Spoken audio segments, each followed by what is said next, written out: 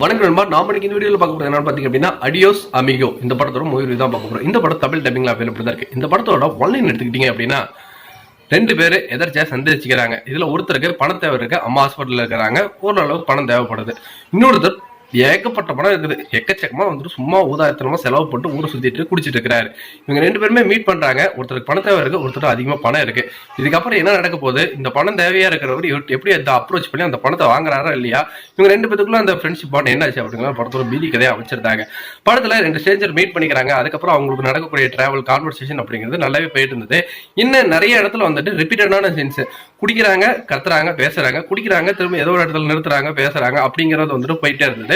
அது இன்னும் கொஞ்சம் வந்துட்டு பெட்டர் பண்ணிக்கலாமா இருந்தது. கடைசி கிளைமேக்ஸ் திடீர்னு பிடிச்ச மாதிரி இருந்தது.